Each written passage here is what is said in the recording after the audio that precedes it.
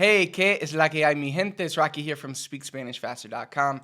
And in today's video, we are going to be talking about a topic that was messaged to me in our program. In our course, we have a members area where we have over 15,000 people in there right now. And every day people will write in, they might have questions. And today I wanted to take a second to answer a question that one of our students inside of our courses had. So this question comes from Jeffrey. I blurred out his last name to keep his privacy. But he said, Rocky, I'm looking for more on the use of as in he visto a Rocky. So I gave a little explanation to him in the group. And I told him that this is known as the present perfect indicative. And it's for the verb haber. Now, this is a type of, I like to call it a type of past tense because it's usually talking about something you have done. I have seen, for example, he visto a Rocky would mean I have seen Rocky. So when using this verb haber, you always add it with the past participle of a verb. So I have talked, he hablado. She has read. I put the wrong thing here, but it's ha leído. Ha hablado would mean she has talked. So really quick, I want to go over a few examples of this so that you can kind of learn it better. And then we'll kind of look behind the hood and actually see what is happening. So, no he hablado contigo en más de un año. I have not talked with you in over a year. Okay, so I have he hablado for talked. Now notice how hablado is the verb hablar and it turns to hablado. The next example, hemos abierto todas las ventanas. The next example, él ha llamado a su mamá 2 veces hoy. He has called his mom 2 times today. So maybe write these examples down if you need to, screenshot them, study them so that you know kind of what's going on.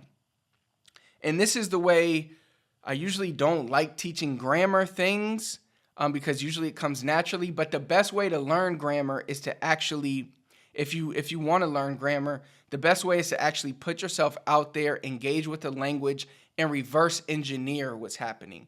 So that's kind of what we're doing here. So instead of just studying every grammar tense in Spanish, it's better to consume Spanish, and then if a question pops up, like, why was that word written like that?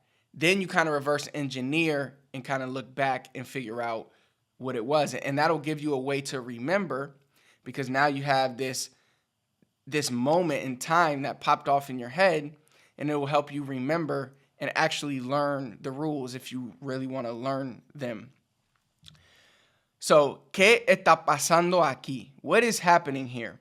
So, again, we have the verb haber. Now, keep in mind, this can also be done using a past tense of haber, but today we are just going to focus on the present tense of haber because that's a whole different discussion for another day. But just to cover this topic that Jeffrey, the question that he had. So, haber turns to yo he, tú has, él, ella, usted ha, nosotros hemos, vosotros habéis, ellos, ellas, ustedes han. Now, I know some of you may have questions like, why is vosotros there? They use vosotros in Spain. So in Puerto Rico, we don't use that. In Latin America, we don't use that. A lot of people have the misconception that vosotros is used in like Argentina and Colombia. It may be used, but usually what they are getting mixed up is vos. And I did a video on vos on the channel on the vos is the you form, the you singular form, but they don't really use the vosotros form in Latin America.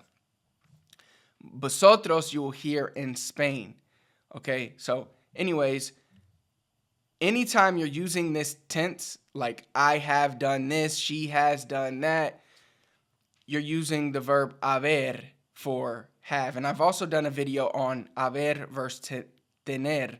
What's the difference between the two? Tener is to have, speaking of possession. And here, haber, we can see it's not talking about possession. It's more to have, done something.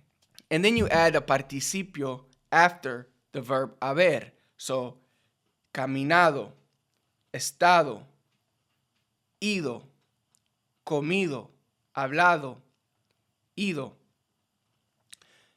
And you'll notice that most of the AR verbs turn into ado. And then the ER and the IR verbs turn to ido. But you will have some instances where the participle will be irregular. So if we go back to the last page, remember we had hemos abierto. So this is for abrir, but it's not abrido, right? It's abierto. So there are some irregulars here that you'll want to learn. But for the most part, I would say focus on just learning those irregulars, because for the most part, all the AR turns to ado and all the IR and ER turns to ido. So I hope that helps you out with the verb haber. I know it can be a little tricky, but just continue to consume Spanish. Over time, you'll naturally start to understand how to use this verb. And then you can spend some extra time practicing it when you get a chance. So if you found this video helpful, you can join all the other 15,000 people that I currently have inside of my course. Just go to our website, speakspanishfaster.com. I'll put a link in the comments for you. If you enjoyed the video, do me a big favor, hit the thumbs up for me. Comment below, let me know what else you need help with. Last but not least, please do not forget to subscribe to the channel. Turn on notifications so you never miss another video. Until next time, I'll see you then.